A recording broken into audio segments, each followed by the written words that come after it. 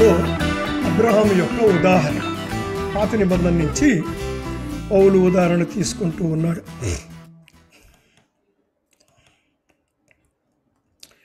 So 4వ అధ్యాయం 1-12 విశ్వాసం ద్వారానే అబ్రహాము నీతిమంతుడిగా తీర్చబడినాడు. 13-17 విశ్వాసం ద్వారానే అబ్రహాము వాగ్దానాన్ని పొందాడు. 18-25 అబ్రహాము విశ్వాసులందరూ అనుకరించడానికి ఒక మాదిరి. అబ్రహాము ఉదాహరణని ఎందుకు తీసుకున్నాడు? నెంబర్ 1 రీజన్, అబ్రహాము ఇశ్రాయేలు యొక్క జాతికి మూల పురుషుడు. అబ్రహాము నిబంధన పైననే ఆ జాతి యొక్క మనుగడ ఆధారపడి ఉంది. ధర్మశాస్త్రానుసారమైన నీతికి అబ్రహాము ఒక కొలమానం, ఈజ్ ఎ మెజర్. జుఖుత్ అవోత్ అనే ఒక అవగాహన ఉన్నది. దాన్ని జుఖుత్ అవోత్ అంటారు. అంటే the merit of the fathers, పితరుల నీతి క్రియల వలన. ఎవరైనా 2 వచనాలు చదవండి. ఆదికాండం 26, 4, 5 వచనాలు ఒకరు తీసి చదవండి. ఈలోపు ఇంకొకరు హబక్కూకు 2:4 తీసి పెట్టండి. ఏలయనగా నీకును నీ సంతానమునకును ఈ దేశములన్నీ ఇచ్చి నీ తండ్రి అయిన అబ్రహాముతో నేను చేసిన ప్రమాణం నెరవేర్చి ఆకాశ నక్షత్రముల వలె నీ సంతానమును విస్తరింపచేసి ఈ దేశములన్నీ నీ సంతానమునికి ఇచ్చేదను. నీ సంతానం వలన సమస్త భూలోకములోని సమస్త జనులు ఆశీర్వదింపబడుదురు. ఏలయనగా అబ్రహాము నా మాట విని నేను విధించిన దాని నా ఆజ్ఞలను, నా కట్టడలను, నా నియమములను గైకొనునని చెప్పాను. బాగా వినండి. అబ్రహాము నేను విధించిన ఆజ్ఞలన్నీ విని లోబడి నా కట్టడలను, ఆజ్ఞలను అన్నిటినీ కూడా అనుసరించాడు కాబట్టి నేను నిన్ను దీవిస్తున్నాను అని ఇస్సాకుతో చెప్తూ ఉన్నాడు. హబక్కూకు 2:4 నీతిమంతుడు విశ్వాసమున బ్రతుకును. యథార్థపరులు కాక తమలో తాము అతిశయపడుదురు. కాదండి, 2:4 అది కాదు. అయితే నీతిమంతుడు విశ్వాస మూలమున బ్రతుకును. అయితే నీతిమంతుడు విశ్వాస మూలమున బ్రతుకును. The just shall live by faith. అయితే యూదు రబ్బీలు ఈ హబక్కూకు 2:4 ఎలా అనువాదం చేశారంటే, the just shall live by faithfulness. Faith కాదు వాళ్ళు పెట్టిన మాట. నీతిమంతుడు విశ్వాసముగా ఉండుట ద్వారా, నమ్మకముగా ఉండుట ద్వారా జీవించును. అబ్రహాము గురించి కొన్ని అభిప్రాయాలు యూదులకు, ఇవి అపోక్రిఫా గ్రంథంలో రాయబడినటువంటి విషయాలు. ద విజ్డమ్ ఆఫ్ సిరాక్, సిరాకు యొక్క జ్ఞాన వచనాలు అన్నామో, మరి తెలుగులో ఏముందో, 44వ అధ్యాయము 19-21 వచనాల్లో ఇలా ఉంది. Abraham was justified by keeping God's law. So ఇక్కడ ఏముందంటే, Abraham is right with God because of his obedience. Abraham దేవునితో రైట్గా ఉన్నాడంటే నీతిమంతుడుగా ఉన్నాడు, ఎందుకంటే ఆయన యొక్క విధేయతను బట్టి. అలాగే ద ప్రేయర్ ఆఫ్ మనష్షే యొక్క ప్రార్థన 8వ వచనం. ఆ ప్రార్థన ఎలా ఉందండి? ఓ లార్డ్, ఓ ప్రభువా, గాడ్ ఆఫ్ రైచియస్, నీతిమంతుల యొక్క తండ్రి, నీతిమంతుల యొక్క దేవా, God of righteous has not appointed repentance for the righteous. నీతిమంతుల యొక్క దేవుడు, లేదా ఇక్కడ నీతి అని కూడా అర్థం చెప్పుకోవచ్చు అనుకుంటాను. Not appointed repentance for the righteous. నీతిమంతుడైన దేవుడు పశ్చాత్తాపాన్ని అనగా మారుమనసు పొందడము, రిపెంటెన్స్ అనేది వాళ్లకు నియమించలేదంట. నీతిమంతులకు రిపెంటెన్స్ అవసరం లేదు, దేవుడు వాళ్ళకు నియమించలేదు. ఎవరా రైచస్, ఎవరా నీతిమంతులు? For Abraham, Isaac and Jacob who did not sin against the. అబ్రహాము, ఇస్సాకు మరియు యాకోబులు దేవా నీకు విరోధముగా పాపము చెయ్యలేదు. మరి వీళ్ళు ఏం చదివారు ఏమో పాత నిబంధన. చూడండి వాళ్ళ బోధలు. So that is their faith.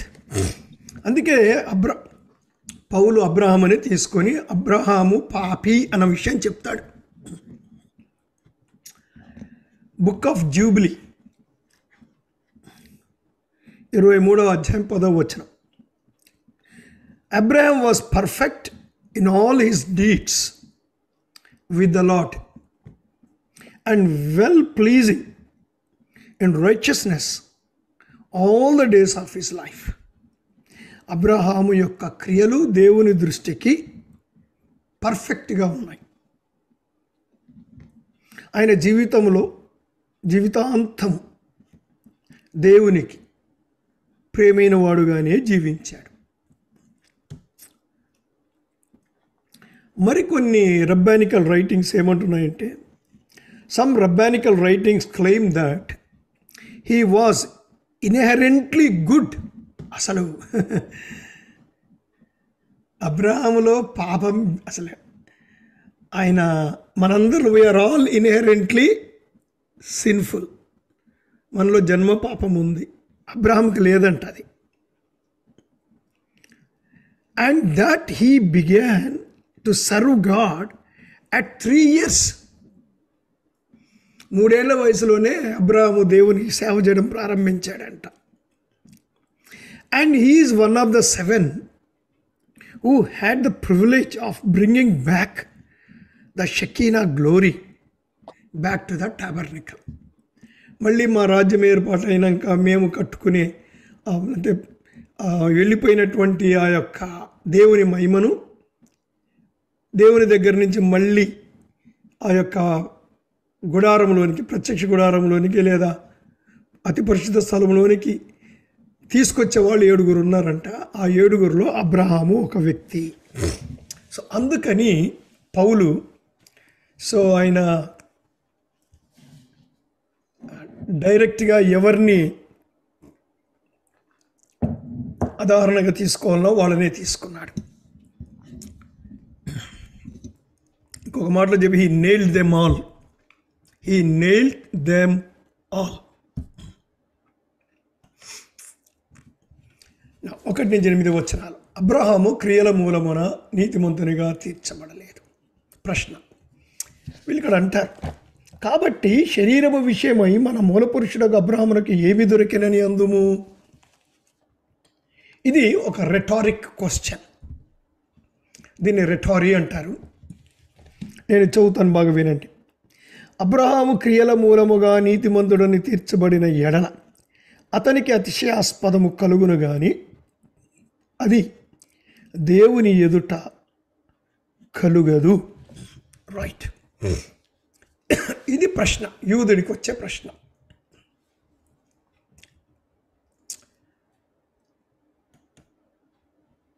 ఈ వచనాలు ఒకసారి చదువుదామండి. యోహాను సువార్త 8వ అధ్యాయం 32, 33, 34 వచనాలు చదవండి.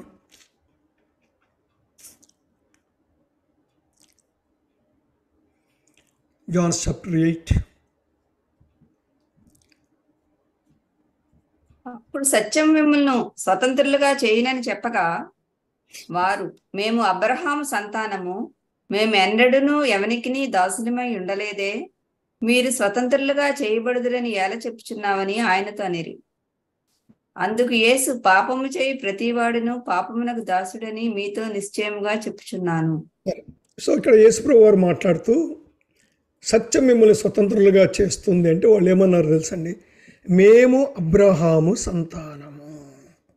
మేము స్వతంత్రులం అవ్వడం ఏంటి? అసలు మేమే స్వతంత్రులమే. మేమెవ్వరికి దాసులము కాము. 2 కొరింథీ 11:22. వారు హెబ్రీయుడా, నేనును హెబ్రీయుడని. వారు ఇశ్రాయేలీయుడా, నేనును ఇశ్రాయేలీయుడని. వారు అబ్రహాము సంతానమా, నేనును అట్టివాడని. అదండి. So that is their pride. మేము అబ్రహాము సంతానము. మత్తయి 3:8-9 వచనాలు. అబ్రహాము మాకు తండ్రి అని మీలో మీరు చెప్పుకొని తలంచవద్దు. దేవుడు ఈ రాళ్ల వలన అబ్రహామునకు పిల్లలను పుట్టింపగలడని మీతో చెప్పుచున్నాను. సో బాప్తిజం ఇచ్చి యోహాన్ అంటున్నాడు, మీరు అబ్రహాం కుమారులము, అబ్రహాం పిల్లలని చెప్పుకుంటారేమయ్యా, మీరు సర్ప సంతానం. అంటే అబ్రహాముకున్న స్టేచర్ అంటే వాళ్ళు తమ నీతి కొరకు అసలు అబ్రహాం మీదనే ఆధారపడుతున్నారు. సో వెనక వచనాల్లో పౌలు క్రియల మూలమునగా కాదు, విశ్వాస మూలమున ఒకడు నీతిమంతుడిగా తీర్చబడతాడు, ధర్మశాస్త్ర క్రియలకు వేరుగా దేవుని నీతి ప్రత్యక్షమవుతూ ఉన్నది అని చెప్తూ వచ్చినందుకు యూదుడికి వచ్చే ప్రశ్న ఏమిటంటే, మరి అబ్రహాముకు మా మూల పురుషుడు, మన మూల పురుషుడు అబ్రహామునకు ఏమి దొరికినని అందు. ఇంకా what is speciality in Abraham? ఏం దొరికిందండి అబ్రహాంకి? అంటే అబ్రహాంకి ఏమి మెప్పు ఘనత లేదా? అది వాళ్ళ పాయింట్ ఇక్కడ.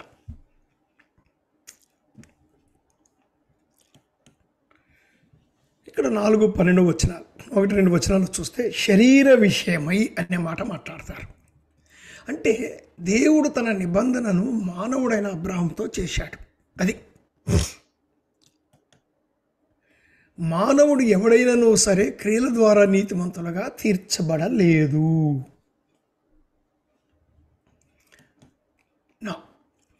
అబ్రహాము మానవ క్రియల ద్వారా నీతిమంతునిగా తీర్చబడిను అనే దానికన్నా విశ్వాసం ద్వారా నీతిమంతునిగా తీర్చబడ్డాడు అనడానికి ఒక గొప్ప ఉదాహరణ. అది ఇక్కడ పౌలు యొక్క ఆర్గ్యుమెంట్. ఇక్కడ సెలోగిజం అంటారు దీన్ని. ఒక ఆర్గ్యుమెంట్లో ఇది ఒక భాగం, ఇది ఒక మెథడ్. ఈ సెలోగిజం అంటే ఒక మేజర్ ప్రెమిస్ ఉంటుంది, తర్వాత ఒక మైనర్ ప్రిమిస్ ఉంటుంది. ఈ రెండింటి మీద ఆధారపడి ఒక కన్క్లూజన్ ఉంటుంది. ఉదాహరణకు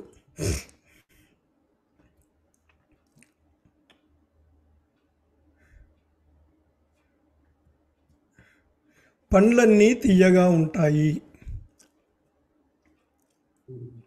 అది major premise. Minor premise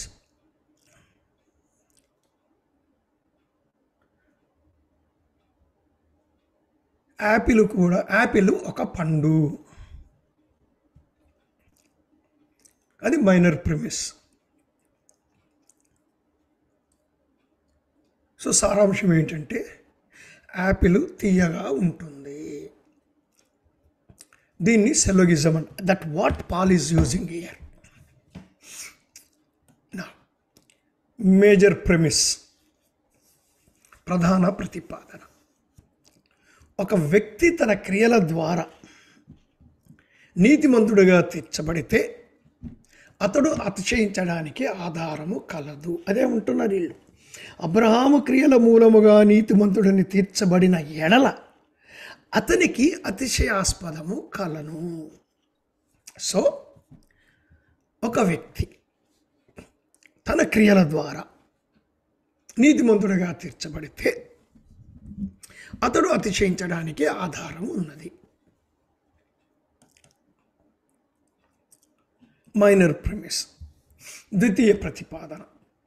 Abraham క్రియల ద్వారా నీతిమంతునిగా తీర్చబడ్డాడు. సో సారాంశం ఏంటి? అబ్రహాముకు అతిశయించడానికి ఆధారము ఉన్నది. అంటే అబ్రహాముకు అతిశయము కలుగుతున్నది.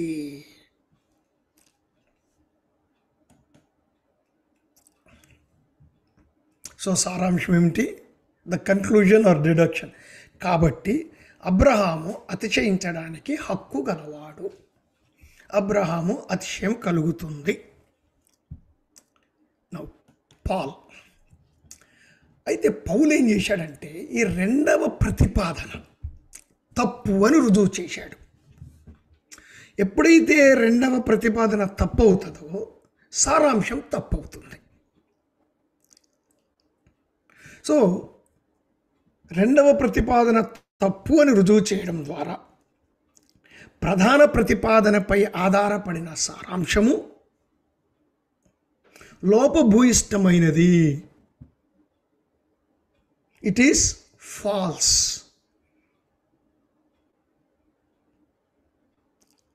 అని రుజువు చేస్తాడు. సో పౌలు తన వాదనకు ఆధారం పాత అనుభవం నుంచి తీసుకుంటాడు. ఇక్కడ ఏమంటున్నాడంటే అబ్రహాము క్రియల మూలముగా నీతిమంతుడని తీర్చబడిన యెడల అతనికి అతిశయాస్పదము కలుగును, కానీ అది దేవుని ఎదుట కలగదు. అదండి. అంటే అది దేవుని ఎదుట కలగదు అంటే దాని అర్థం ఏంటి? అబ్రహాము నీతి క్రియల వలన నీతిమంతుడిగా తీర్చబడలేదు అనే విషయాన్ని మాట్లాడుతున్నాడు. సో దీనికి ఆధారం ఏం తీసుకున్నాడంటే లేఖనం ఏమి చెప్పుచున్నది? అబ్రహాము దేవుని నమ్మెను, అది అతనికి నీతిగా ఎంచబడెను. సో ఆదికాండం 15:6 అతడు యెహోవాను నమ్మెను, ఆయన అది అతనికి నీతిగా ఎంచెను. సో అబ్రహాము నీతిగా ఎప్పుడు ఎంచబడ్డాడు? యెహోవాని నమ్మినందుకు ఎంచబడ్డాడు. సో క్రియలు లేవిక్కడ. క్రియల మీద ఆధారపడి దేవుడు అతనిని నీతిమంతుడిగా ఎంచలేదు. So the argument of a Jew is wrong. ఆధారం ఏంటి? తన సొంత ఆర్గ్యుమెంట్ చెప్పలేదు పౌలు గారు. పాత నిబంధనలో నుంచే ఆర్గ్యుమెంట్ తీసుకున్నాడు.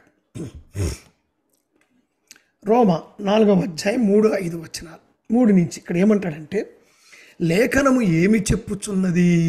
ఇది పాజిటివ్ వాదన.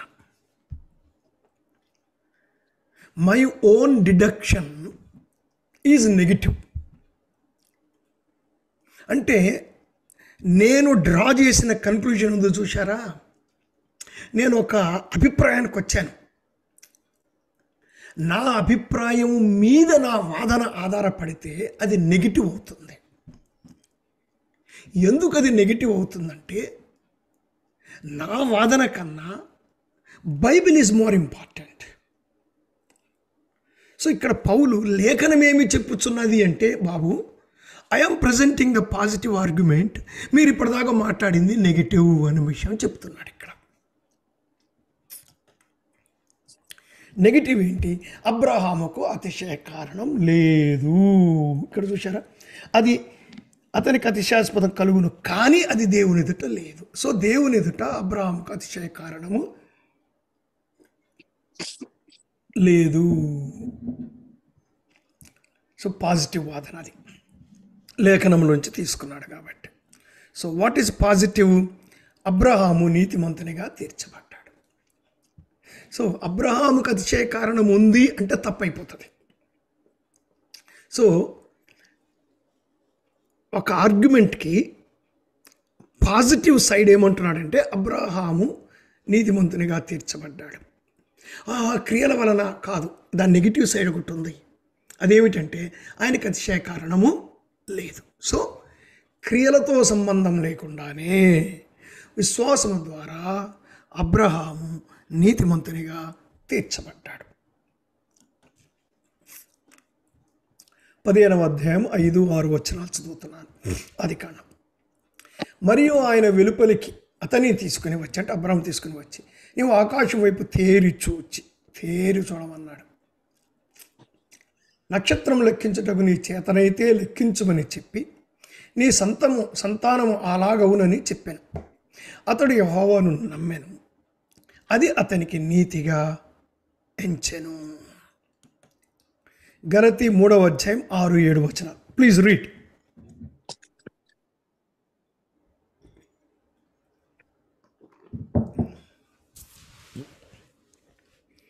Galatians chapter 3 verse 6 and 7.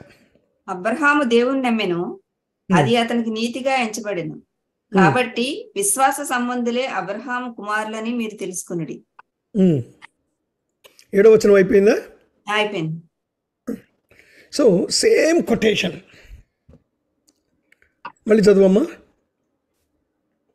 Abraham దేవుని నమ్మెను, అది అతనికి నీతిగా ఎంచబడెను. Same quotation. ఆదికాండం 15వ అధ్యాయం 5వ వచనం, 6వ వచనం. ఇప్పుడు కాబట్టి విశ్వాస సంబంధులే అబ్రహాము కుమారులని మీరు తెలుసుకునుడి.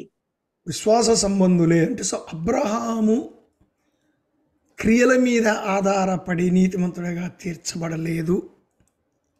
అబ్రహాము విశ్వాస మూలముననే నీతిమంతుడిగా తీర్చబడ్డాడు కనుక క్రియల మీద ఆధారపడి నేను నీతిమంతుడిగా తీర్చబడ్డాను అనుకునేవాడు ఎవడు కూడా అబ్రహాము యొక్క సంతానము కాదు. That is the argument. Now యోహాను 8:56 చదవండి.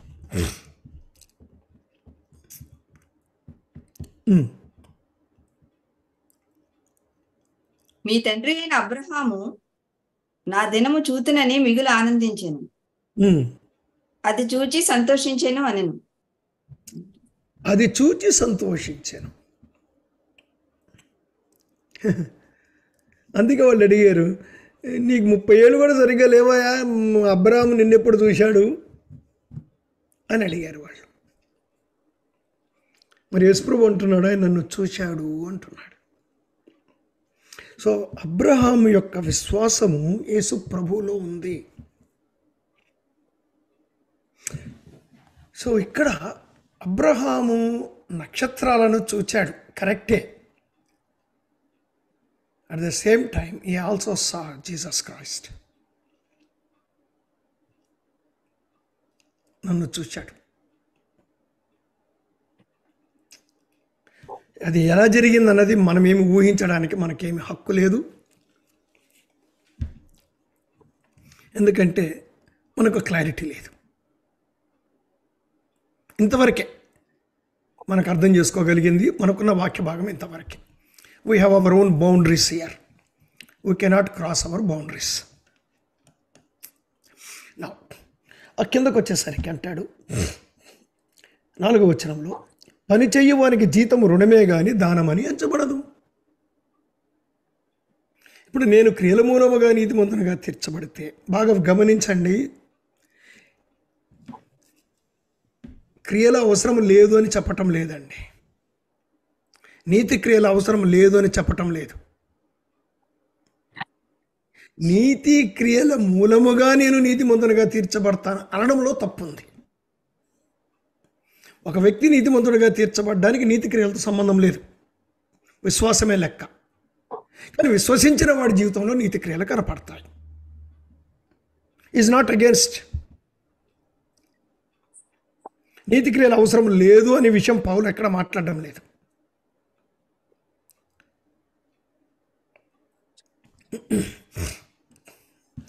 ఇక్కడ అంటాడు 5వ వచనం, పని చెయ్యక భక్తిహీనుని నీతిమంతునిగా తీర్చు. ఎంత క్లారిటీ ఉందండి. పని చెయ్యక.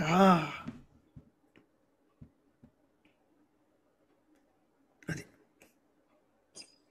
మనం ఏం చేస్తున్నామంటే, బండిని తెచ్చి ఎద్దుకు ముందు కడుతున్నాం. ముందు ఎద్దు, వెనక బండి. బండి క్రియలు, ఎద్దు విశ్వాసం. ఇక్కడ అంటాడు పని చెయ్యక భక్తిహీనుని. ఎవరి భక్తిహీనుడు? అబ్రహాం. అబ్రహాముని పౌలు భక్తిహీనుడు అని పిలిచాడు. ఇప్పటిదాకా యూదులు చెప్పింది ఏంటండి? ఆయనలో జన్మ పాపము లేదు, ఆయనలో నీతిమంతుడు, ఆయనలో పాపమే లేదు, ఇలాంటివన్నీ మాట్లాడుకొచ్చినటువంటి, అందుకే అన్నాను, హీ నేల్డ్ దెమ్ ఆల్. భక్తిహీనుని, ఏం మాట మాట్లాడాడండి అబ్రాహాము గురించి. నీతిమంతునిగా తీర్చువాని యందు విశ్వాసముంచువానికి వాని విశ్వాసము నీతిగా ఎంచబడుచున్నది. సో అబ్రాహాము కల్దీయలో ఊరు అనే ప్రాంతానికి చెందినవాడు. ఊరు అంటే మంటలు అనుకుంటా అర్థము, మరణము ఏదో ఉంది, జ్ఞాపకం లేదు నాకు. తర్వాత ఎవరైనా చెప్పాలనుకుంటే చెప్పండి, ఒకవేళ మీనింగ్ గుర్తొస్తే. ఇప్పుడు I can't open my Bible. 3 లక్షల జనాభా ఉంది వీళ్ళకి, and they are well educated people. వాళ్ళు బహుదేవత ఆరాధకులు. సో వాళ్ళు పాలిథియిస్టిక్ పీపుల్. సో యెహోషువ 24:2 ప్రకారము వీళ్ళు విగ్రహాలను ఆరాధించారు అని చెప్తాడు యెహోషువ. సో హిస్టారికల్గా వాళ్ళు చంద్రదేవుడిని ఆరాధించారు. అబ్రహాము కుటుంబము, ఆ చంద్రుడి దేవుని పేరు నన్న, వాడి పేరు నన్న. సో ఈ నన్నను ఆరాధించిన వాళ్ళు. నీతిగా ఎంచబడెను అన్నాడు. నీతిగా ఎంచబడెను. లాగిజోమాయ్, very very important word in New Testament.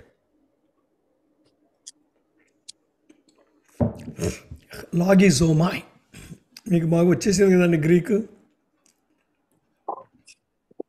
లాగిజోమాయ్ మొత్తం కొత్త నిబంధనలో 40 వెర్సెస్లో 41 టైమ్స్ లాగిజోమాయ్ కనబడుతుంది. పౌలు మొత్తం 33 సార్లు, అంటే 41 సార్లు 41 టైమ్స్లో 33 టైమ్స్ పౌలే వాడాడండి ఈ మాటని. అంటే ఒక 8 సార్లు మిగిలిన వాళ్ళు వాడుకున్నారు. పేతురు కానీ, యోహాను కానీ, హెబ్రీ పత్రిక రచయిత కానీ, లూకా కానీ, అపోస్తల కార్యంలో లూకా పరిసయుడు సుంకరి ప్రార్థనలో ఇతడు నీతిమంతుడుగా తీర్చబడి వెళ్ళాను అట్లా. So out of 33 times Paul used this words 19 times in book of రోమా ఎపిసిల్లోనే వాడాడు. ఆ తర్వాత గలతీ పత్రికలో వాడతాడు, ఎఫ్సిలో వాడతాడు. ఇది బుక్ కీపింగ్ మెటాఫోర్. గ్రీకులో లెగజోమై అనేది బుక్ కీపింగ్, అంటే బ్యాంకింగ్ వర్డ్. బ్యాంకింగ్ వర్డ్ అంటే క్రెడిట్ చేయడం, ఒకరి అకౌంట్లో వెయ్యడం, ఒకరి అకౌంట్లో వెయ్యడం. సో నీతిమంతుడుగా ఎంచెను అంటే అర్థం ఏంటంటే లాగిజోమాయ్, ఎంచెను, ఎంచెను లోగిజోమాయ్, లెక్కించెను లోగిజోమాయ్. సో దేవుడు పాపి యొక్క అకౌంట్లో నీతిని వేశాడు. అది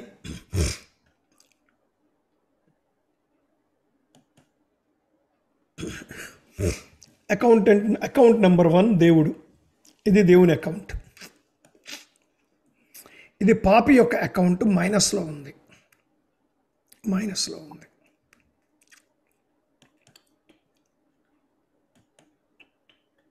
సో ఈ మైనస్లో ఉన్న వీడికి క్రెడిట్ జరిగింది. అకౌంట్ 1లో నుంచి అకౌంట్ 2లోకి క్రెడిట్ అయ్యింది. అకౌంట్ 2లోకి క్రెడిట్ అయినంత మాత్రాన అకౌంట్ 1లో బ్యాలెన్స్ ఏమి తక్కువ కాలేదు. Is God. మైనస్లో ఉన్న ఈ అకౌంట్లో దేవుడు తన నీతిని వేశాడు. ఇంకొక ఎగ్జాంపుల్, కోర్టులో బోన్లో నిలబడి ఉన్నాడు పాపి లేదా భక్తిహీనుడు. ఇక్కడ జ్యూరీ న్యాయాధిపతులు ఉన్నారు, bench, chief justice. Chief justice నా నీతిని తీసుకో అన్నాడు. అంటే నువ్వు నీతిమంతుడు అవుతున్నావు అన్నాడు అన్నమాట. అప్పుడు ఈ జ్యూరీ అంటుకుంటున్నారు మనసులో, ఏంటి జడ్జి ఏమైనా పక్షపాతం చూపిస్తున్నాడా, వాట్ ఈజ్ ఈ టాకింగ్ అంటున్నాడు. నా చీఫ్ జస్టిస్ నిన్ను నిర్దోషిగా తీరుస్తున్నాను అన్నాడు. విశ్వాసము ద్వారా ఈయన దాన్ని తీసుకుంటున్నాడు. Now Jewry has no problem to accept it. So ఇది లోగిజోమాయ్.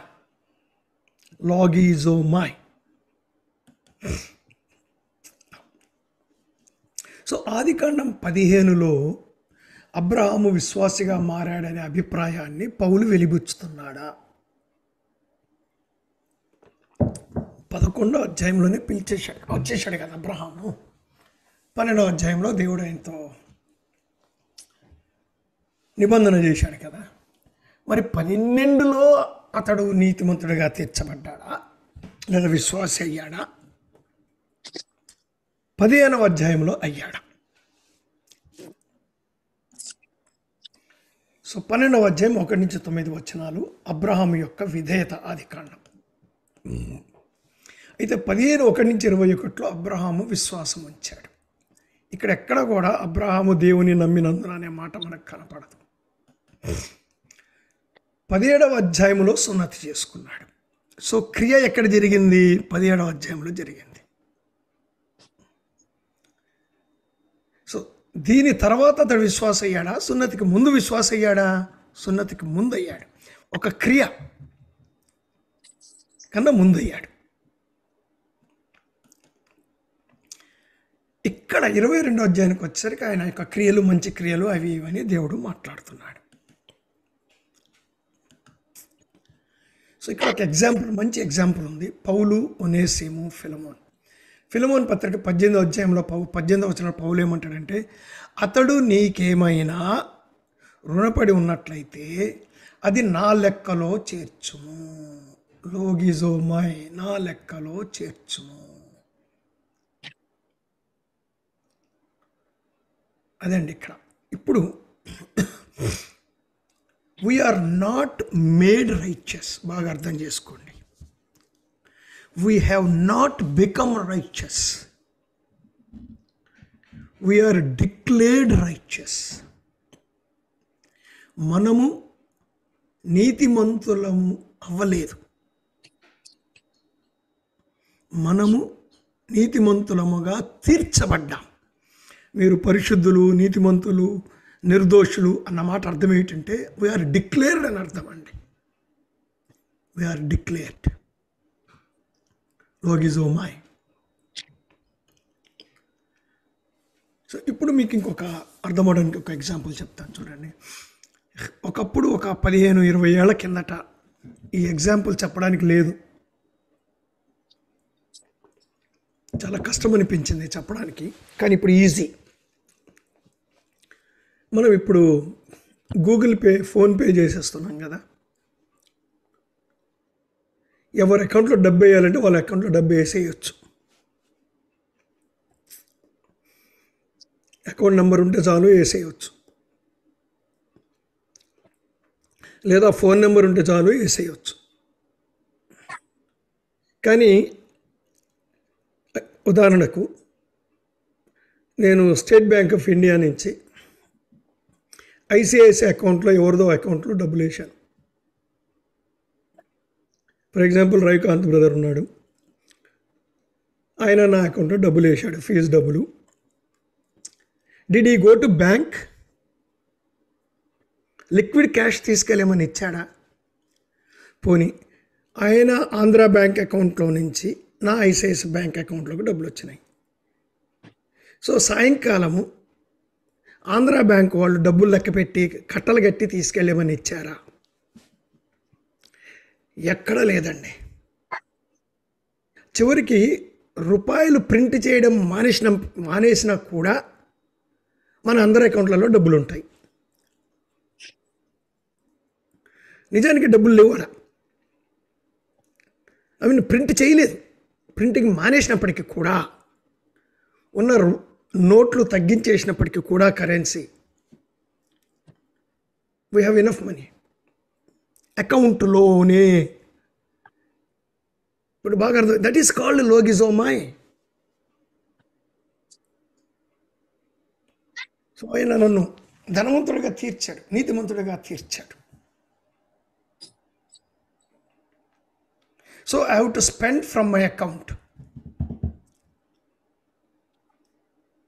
నా అకౌంట్లో దేవుడు వేసిన నీతిని నేను బయట ఖర్చు పెడతాను. So I live righteous life because God's righteousness is there in my account.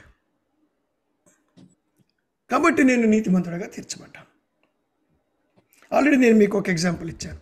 అసలు దేవుడు మనలను పాపిగా లెక్కించలేదు. అదండి ఇక్కడ. క్రియలను తీసుకుంటే మనం ఇవ్వడము కూడా నిలబడం. దేవుడు నిన్ను క్షమించాను పో అలా అనడానికి వీలే లేదండి. ఏ జడ్జి కూడా ఓకే నువ్వు మర్డర్ చేసావని ఒప్పుకున్నందుకు రైట్ గో హోమ్ అని అనడు. కాదంటే కొంత శిక్ష తగ్గిస్తాడేమో లా ప్రకారం, లాలో ఉన్న ప్రావిజన్ ప్రకారం. దేవుడు ఇక్కడ నువ్వు పాపివి కదా క్షమించాను పో, ఆహా కుదరదండి. అది వేరే కార్యం. మళ్ళీ క్షమించడం అనేది దట్స్ అనదర్ ఇష్యూ. అది మనం తర్వాత ఆలోచన చేద్దాం. ఇక్కడ నీవు నిర్దోషివి అదనమాట అండి. నీవు నీతిమంతుడవు, నీవు పరిశుద్ధుడవు, నీవు నిర్దోషి అన్నప్పుడు ఇంకా దోషంతో పని ఏంటి అండి? ఒకవేళ దేవుడు ఈ పని చేయకపోతే nobody will go to heaven. Nobody will go to heaven, including Paul, including Abraham, including Job. No body.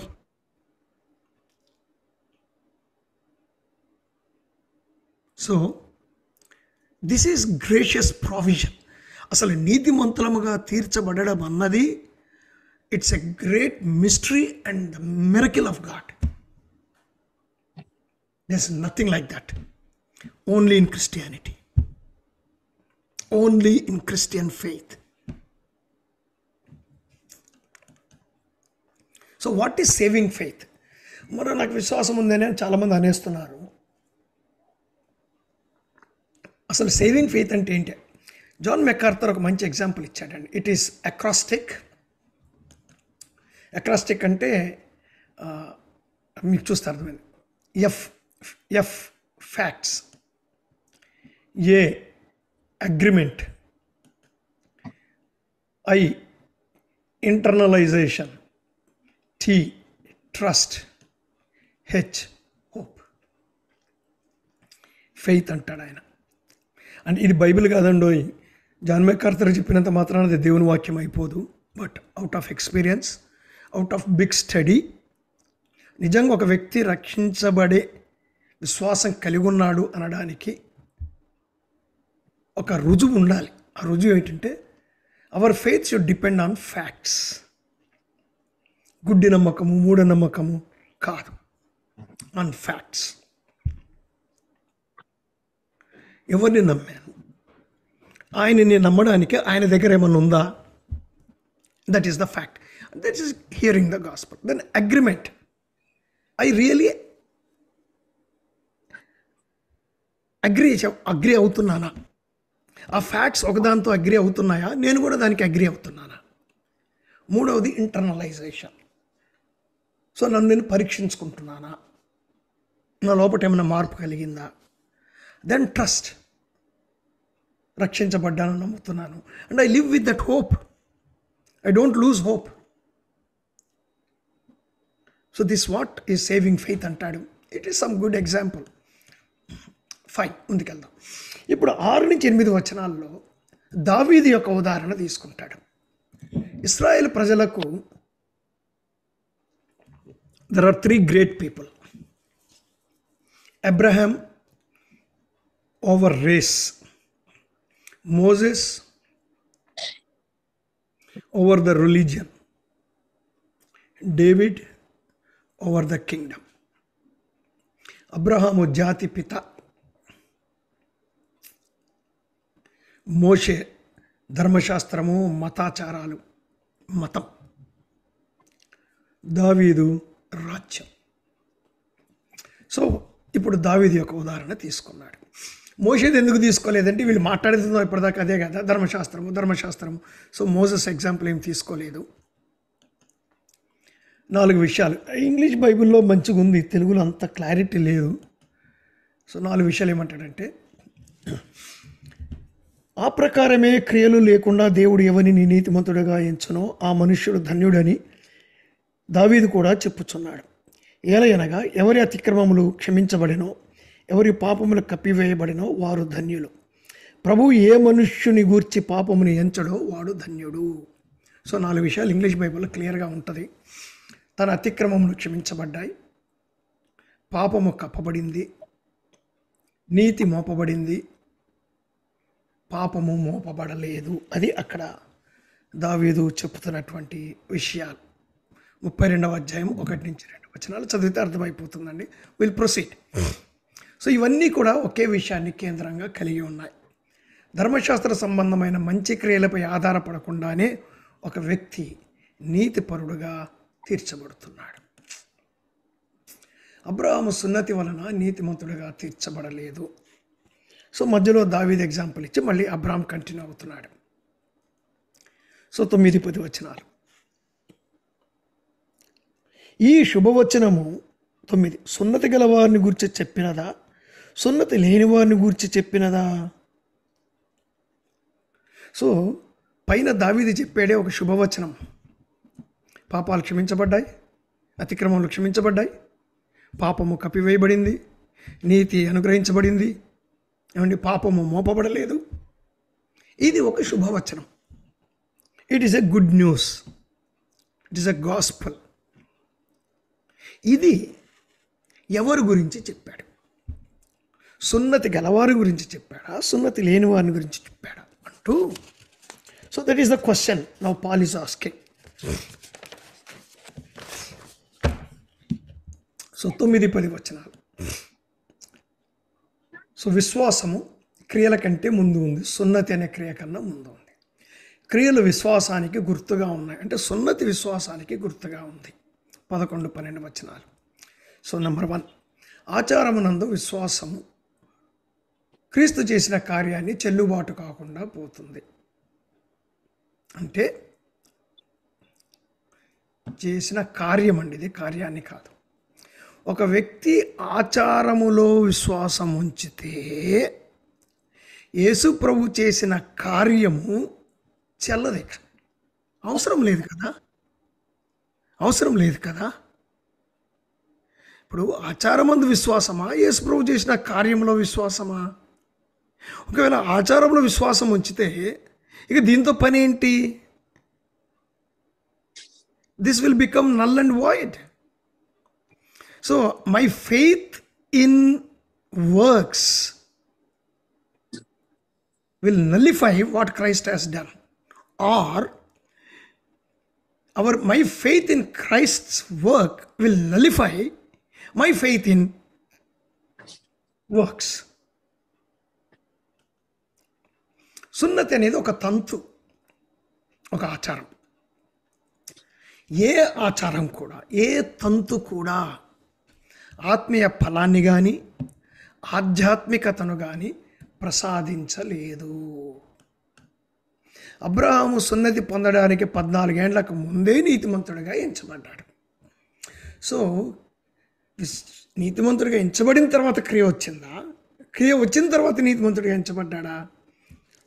That what Paul is talking here.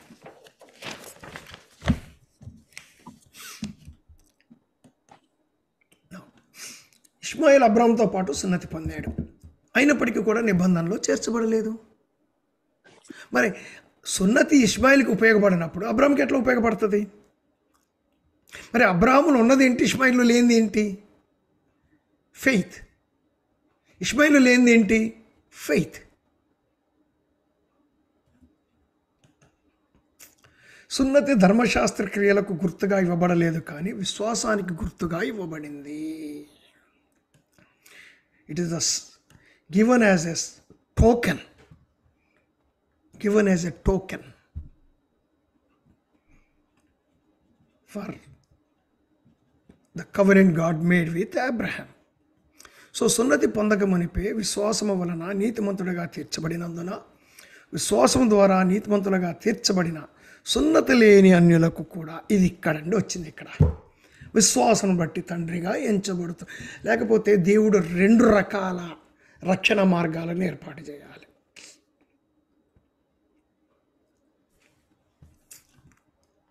దేవుడు ఒక్కడే. God has no plan B. God has only 1 plan. Plan A పనికి రాలేదు కాబట్టి plan B, plan B పనికి రాలేదు కాబట్టి plan C దేవునికి ఉండవు. 7, ఆయన అడుగుజాడలలో నడిచే సున్నతి గల వారికి కూడా ఆయన తండ్రి అవుతాడు. సో సున్నతి లేని వారికి తండ్రి అవుతాడు, సున్నతి గల వారికి కూడా తండ్రి అవుతాడు. విశ్వాసం ద్వారానే అబ్రహాము వాగ్దానాన్ని పొందాడు. 13:17. సో లోక 4:13 అంటాడు పౌలు,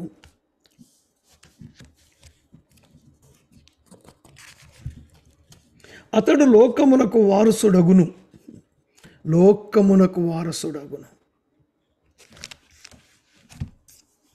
సో అబ్రహాము అంటున్నాడు లోకానికి వారసుడు. వారసత్వం అనేది అబ్రహాముకు, ఈ వారసత్వం అనేది ఇశ్రాయేలు జాతి నుంచి లోకానికి విస్తరించింది. యాక్చువల్గా పాత నిబంధనలో లోకమునకు అనే మాట లేదు, కానీ కొత్త నిబంధనకు వచ్చేసరికి here it is changed. So దాన్ని పరిధి విస్తరించింది. ఈ వాగ్దానం యేసుక్రీస్తునందు నెరవేరింది. So you can read all these verses. So వాగ్దానము ధర్మశాస్త్రం కంటే ముందే అనుగ్రహించబడింది. సో ఇక్కడ వాగ్దానము ఆల్మోస్ట్ అబ్రహాము కంటే 500 ఏళ్ల తర్వాత వచ్చింది. సో అతడు అనేది ఇక్కడ అబ్రహాము లోకమునకు వారసుడని అర్థం. అతని భౌతిక సంతానమే కాదు కానీ ఆత్మీయ సంతానము కూడా ఇక్కడ అదే అన్నమాట దాని యొక్క భావము. సో ఈ వచనాలు మీరు చూడండి, తర్వాత you will have clarity. So ఈ వాగ్దానంలో 4 అంశాలు ఇమిడి ఉన్నాయి. వాగ్దానం 1, దేవుడు అబ్రహాంతో చేసిన వాగ్దానంలో భూమి. అబ్రహాము సంతతి యెహోషువ నాయకత్వంలో 500 ఏళ్ల తర్వాత ఈ భూమిని స్వతంత్రించుకుంటారు. వాగ్దానము 2, ఈ సంతానము ఆకాశ నక్షత్రాల్లాగా సముద్రపు ఇసుక వలె విస్తారమైన సంతానమును పొందుతారు. ఈ పోల్చి చూడండి. ముఖ్యంగా విపరీతమైన జనాభా 1000 ఏళ్ల పరిపాలనలో ఉంటుంది. వాగ్దానము 3, అబ్రహాము సంతతి వలన సర్వలోకము దీవించబడుతుంది. వాగ్దానం 4, విమోచకుడు అబ్రహాము ద్వారా వస్తాడు, అతని విమోచన కార్యము ద్వారా లోకము దీవించబడుతుంది. నా రోమా 4:15 ఇక్కడ 15, ఏలయనగా ధర్మశాస్త్రము ఉగ్రతను పుట్టించును, ధర్మశాస్త్రం లేని పక్షంన అతిక్రమము లేకపోవును. సో ధర్మశాస్త్రము లేకపోతే లా లేదు. If there is no law, where is the trespassing of the law? ఏమండి, గీత గీసి మీరు డ్రైవింగ్ చేస్తుంటారు కదా, రోడ్డు మధ్యలో గీత ఉంటుంది, పొడుగ్గా ఒక గీత ఉంటుంది. దాని అర్థం ఏంటంటే don't overtake one way. Road ఒకటే, కొన్ని బండ్లు అటుపోతుంటాయి, కొన్ని బండ్లు ఇటు వస్తుంటాయి, మధ్యలో ఒక గీత ఉంటుంది. సో దాని అర్థం ఏంటి? యువతలు ఉన్నవాడు గీత దాటి అటు పోకూడదు, అటున్నవాడు గీత దాటి ఇటు రాకూడదు అని అర్థం. కొన్నిసార్లు గీత ముక్కలు ముక్కలుగా ఉంటుందండి, మధ్య మధ్యలో గ్యాప్స్ ఉంటాయి గీతకి. దాని అర్థం ఏంటంటే ఇది వన్ వే, ఇటు పోయేటోడు ఇటే పోవాలి, అటు పోయేటోడు అటే పోవాలి. కానీ ఓవర్టేక్ చేయాలనుకున్నప్పుడు నువ్వు ఆ గీత దాటి యువతలకు వచ్చి ఓవర్టేక్ చేయొచ్చు అని అర్థం. గీత ఫుల్గా గీసేసి అప్పుడు దాటితే ఏమవుతుంది? పెనాల్టీ. అసలు గీతే లేదనుకోండి, సో గీత దాటితే నాకు శిక్ష. ధర్మశాస్త్రం ఉగ్రత పుట్టేస్తుంది. ధర్మశాస్త్రం లేకపోతే అతిక్రమమే లేదు. సో మోషే కాలంలో వచ్చిన ధర్మశాస్త్రముకి మరి ముందున్న వాళ్ళందరూ పాపులా? కాదు. దేవుడికి ఒక న్యాయం ఉంది, ఒక పద్ధతి ఉంది. అయితే ఇక్కడ క్వశ్చన్ ఈజ్ ఎవడు పాపి కాదు క్వశ్చన్. ఇక్కడ క్వశ్చన్ ఈజ్ ఎవరు నీతిమంతుడిగా తీర్చబడ్డాడు. సో ధర్మశాస్త్రంతో సంబంధం లేకుండానే ఒక వ్యక్తి నీతిమంతుడిగా తీర్చబడ్డాడు. That is the argument, Paul's argument. So ధర్మశాస్త్రం ఇచ్చుటలో దేవుని యొక్క ఉద్దేశం ఏంటి? Then why law? నీతి యొక్క పరిపూర్ణ కొలమానాన్ని ధర్మశాస్త్రం చూపిస్తుంది. మనుషులు ఆ కొలతను అందుకొనలేరు. ఆ అశక్తితోనే మనిషి దేవుని వైపు విశ్వాసంలోనికి నడిపిస్తూ ఉంది. బాగా గమనించండి. ఆ అశక్తత ఇక్కడ అర్థం ఇది దీర్ఘం కాదండి, అశక్తత.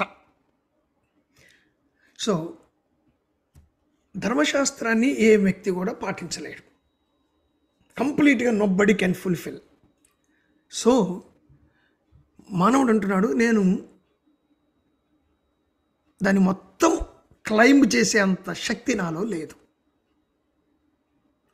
సో ఎప్పుడైతే నేను ఐ యామ్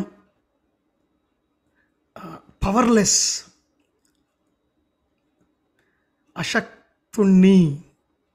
నేను అశక్తుణ్ణి అని నేను గ్రహించడానికి ధర్మశాస్త్రం నాకు ఉపయోగపడుతుంది. సో ఈ అశక్తత క్రియల మీద ఆధారపడితే నేను ఇక పరలోకానికి పోలేను అనే నిర్ణయానికి నన్ను తీసుకొచ్చి, మరి ఏంటి నాకు దిక్కు అంటే దేవుని వైపు విశ్వాసం ఉంచు. So that what law is doing. ధర్మశాస్త్ర సంబంధులు వారసులైతే విశ్వాసము వ్యర్థమవుతుంది, వాగ్దానము నిరర్థకమవుతుంది. నవ్వు ఇక్కడ యూదుని ప్రశ్న, అలాగైతే ధర్మశాస్త్రం ఎందుకు? అది యూదుని యొక్క ప్రశ్న. పౌలు జవాబు గలతీ పత్రిక 3వ అధ్యాయం 19-24 వచనాల్లో ఉంటుంది. చూడండి, చదవండి ఒకసారి. 19వ వచనం 24వ వచనం. ఆల్రెడీ ఇక్కడ కొంత జవాబు ఇచ్చాడు, అక్కడ జవాబు కూడా ఏంటో చూద్దాం. అలాగైతే ధర్మశాస్త్రం ఎందుకు? ఎవనికి ఆ వాగ్దానం చేయబడినో ఆ సంతానం వచ్చే వరకు అది అతిక్రమములను బట్టి దానికి తరువాత ఇయ్యబడెను. అది మధ్యవర్తి చేత దేవదూతల ద్వారా నియమింపబడెను. కాబట్టి మనము విశ్వాస మూలమున నీతిమంతులమని తీర్చబడినట్లు క్రీస్తు నొద్దకు మనల్ని నడిపించుటకు ధర్మశాస్త్రము మనకు బాలశిక్షకుడు ఆయను. అదండి, బాలశిక్షకుడు ఆయను. He became the tutor for us. So ధర్మశాస్త్రము క్రీస్తు నొద్దకు నడిపిస్తుంది. అది అందుకని ధర్మశాస్త్రం దేవుడిచ్చాడు. అంతే తప్ప ధర్మశాస్త్ర క్రియల మూలముగా మనం నీతిమంతులంగా తీర్చబడ్డం కొరకు ధర్మశాస్త్రం ఇవ్వబడలేదు. కృప. సో ఈ గ్రేస్ అనే మాట you will find it 155 times కనపడుతుంది. అందులో 139 సార్లు పౌలే వాడాడండి. 139 times Paul used this word. రోమా పత్రికలోనే 33 సార్లు కనపడుతుంది. ఆ తర్వాత ఇంకా ఎక్కువ సార్లు ఎఫ్ఎస్సి పత్రికలో కనపడుతుంది. గలతీలో కూడా 4:16 ఈ హేతువు చేతను అంటాడు. రోమా 4:1-10 ఏంటి ఆ హేతువు? 4:1-15 వరకు అంటే ఇప్పటిదాకా నేను చెప్పిన అంత ఆర్గ్యుమెంట్ని బేస్ చేసుకొని ఏమంటున్నాడు? ఆ వాగ్దానము యావత్ సంతతికి అనగా ధర్మశాస్త్రం గల వారికి మాత్రము కాక అబ్రహాముకున్నట్టు విశ్వాసం గల వారికి కూడా దృఢము కావాలనని కృపను అనుసరించినదై ఉండునట్లు అది విశ్వాసమూలమైన దాయను. అది సో ధర్మశాస్త్రం ఉగ్రతకే మధ్యవర్తి తప్ప వాగ్దానానికి కాదు. విశ్వాసము కృపను అనుసరించి ఉండాలి. దేవుని సార్వభౌమ కృప రక్షణ మార్గాన్ని కల్పించకపోతే విశ్వాసం కూడా ఒక వ్యక్తిని రక్షించలేదు. So not faith in faith but faith in Christ. Not faith in faith but faith in Christ. ఆ కృప లేకపోతే విశ్వాసం కూడా వ్యర్థమే. Even if I trust God, if there is no grace, that is waste. Faith is not basis. Faith is only medium. The basis is దేవుని యొక్క సార్వభౌమత్వపు కృప.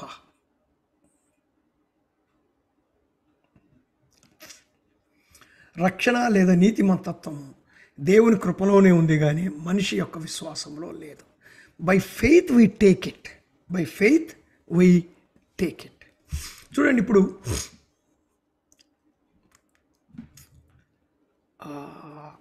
బలి అర్పించినప్పుడు ఆ రక్తము ఆ పాపి మీద చిలకరిస్తారు, కొద్దిగా అంటిస్తారు.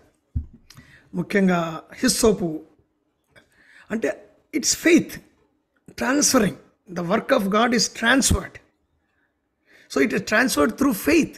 Faith is only medium, but the real thing is grace. విశ్వాసం ఒక యోగ్యత కాదు, అది కేవలం మాధ్యమం మాత్రమే. Faith is not qualification, it is only medium. వాగ్దానంలో యూదులు ఉన్నారు, అయితే వారితో పాటు మరొక గుంపు కూడా ఉంది, వారు అన్యులు. అదే ఈ వచనాలన్నింటిలో కూడా పౌలు చెప్పింది. అందుకే విశ్వాసము క్రియలను అనుసరించినది కాక కృపను అనుసరించినదిగా ఉంది.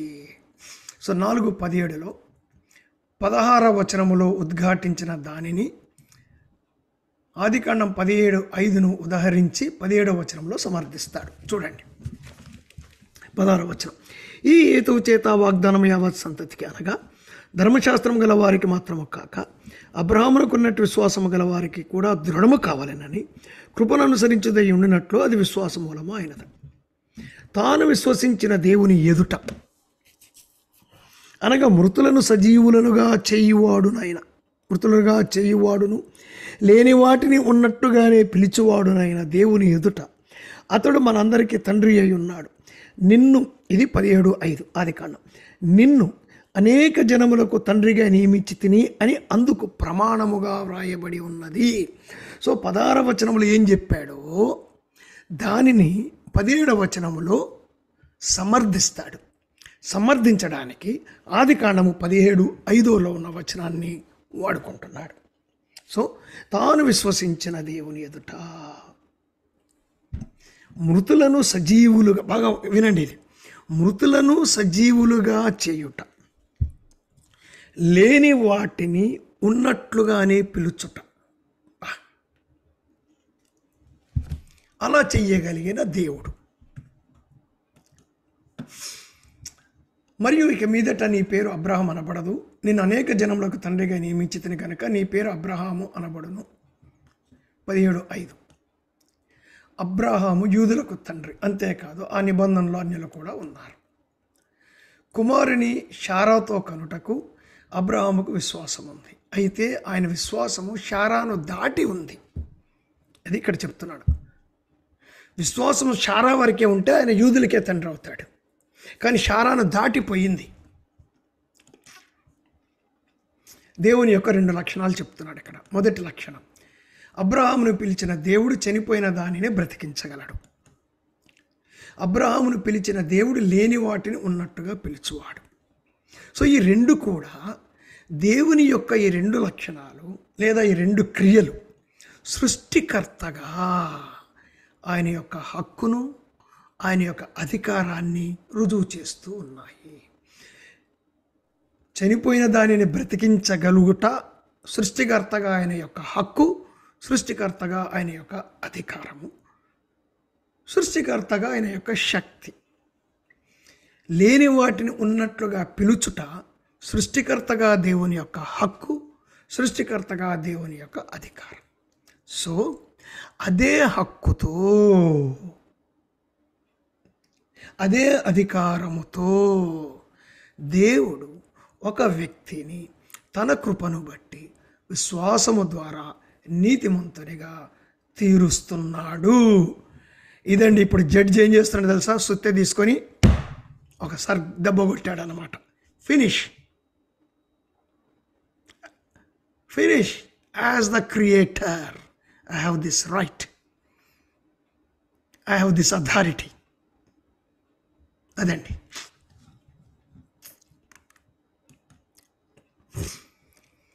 పద్దెనిమిది నుంచి 25 అబ్రహాము విశ్వాసులందరూ అనుకరించుటకు ఒక మాదిరి అంటాడు. So will just go through. Abraham యొక్క విశ్వాసము బలమైనది, కేవలం దేవుని యొక్క వాగ్దానం మీద ఆధారపడింది అంటాడు. 18 నుంచి 22 నీ సంతానము అలాగున ఉండునని చెప్పిన దానిని బట్టి తాను అనేక జనములకు తండ్రి అగునట్లు నిరీక్షణకు ఆధారం లేనప్పుడు అతడు నిరీక్షణ కలిగి నమ్మెను. మరియు అతడు విశ్వాసమునందు బలహీనుడు కాక రమారమి 100 ఏళ్ల వయసు గలవాడై ఉండి అప్పటికి తన శరీరము మృతతుల్యమైనట్లుగాను శారాగర్భము మృతతుల్యమైనట్లుగాను ఆలోచించెను. కానీ అవిశ్వాసము వలన దేవుని వాగ్దానమును గూర్చి సందేహింపక దేవుని మహిమపరచి ఈ బిలీవ్డ్ ఇట్. ఆయన వాగ్దానము చేసిన దానిని నెరవేర్చుటకు సమర్థుడని రూఢిగా విశ్వసించి విశ్వాసము వలన బలము నొందెను. అందుచేత అది అతనికి నీతిగా ఎంచబడెను. సో నిరీక్షణ, hope 164 times will find it. So ఇందులో 54 సార్లు పౌలే వాడాడండి. మొత్తం కొత్త నిబంధనలను పౌలే 54 సార్లు వాడాడు. సో ఇక్కడ 7 అంశాలు చెప్తున్నాడు. నెంబర్ 1, నిరీక్షణకు ఆధారమైనప్పుడు అతడు నిరీక్షణ కలిగి నమ్మాడు. రెండో విషయం చెప్తున్నాడు, విశ్వాసమందు బలహీనుడు కాక దేవునిని నమ్మాడు. మూడో విషయం చెప్తున్నాడు, తన శరీర దౌర్బల్యాన్ని బట్టి అతడు నిరాశపడకుండా విశ్వాసము అతనిని బలపరిచింది. తన పరిస్థితులు, శారా యొక్క వయస్సు వ్యతిరేకంగా ఉన్నప్పటికీ అతడు సందేహించలేదు. దేవుని వాగ్దానాన్ని అనగా దేవునిని అనుమానించలేదు. దేవునిని నమ్ముట ద్వారా దేవునిని మహిమపరిచాడు. ఆ విశ్వాసము అతనికి నీతిగా ఎంచబడెను. 7 things ఇక్కడ చెప్పాడు. 23 నుంచి 25 అబ్రహాము వలనే మనము కూడా విశ్వాసము ద్వారానే నీతిమంతులముగా తీర్చబడతాము. అది అతనికి ఎంచబడిననియు అతని నిమిత్తము మాత్రమే కాదు కానీ మన ప్రభువైన యేసును మృతులలో నుండి లేపిన వాని యందు విశ్వాసముంచిన మనకును ఎంచబడునని మన నిమిత్తము కూడా వ్రాయబడెను. ఆయన మన అపరాధముల నిమిత్తము అప్పగించబడి మనము నీతిమంతులముగా తీర్చబడుటకు లేపబడెను. సో యేసు ప్రభు పునరుద్ధానంలోనే అబ్రహాము యొక్క వాగ్దానాలు నెరవేరగలవు. ఇస్సాకు బలి సంఘటనను ఇక్కడ పరోక్షంగా సూచిస్తున్నాడు. సో ఇస్సాకు బ్రతికితేనే కదా అబ్రహాము యొక్క వాగ్దానాలు నెరవేరుతాయి. సో ఇక్కడ ఇస్సాకు యొక్క బలి, ఆయన దేవుడు అతన్ని కాకుండా ఇంకొక బలిని ఏర్పాటు చేయడము. సో ఇక్కడ యేసుప్రభు యొక్క మరణ పునరుద్ధానాలకు ఇదొక సాదృశ్యంగా ఉంది. అదే ఇక్కడ చెప్తున్నాడు. సో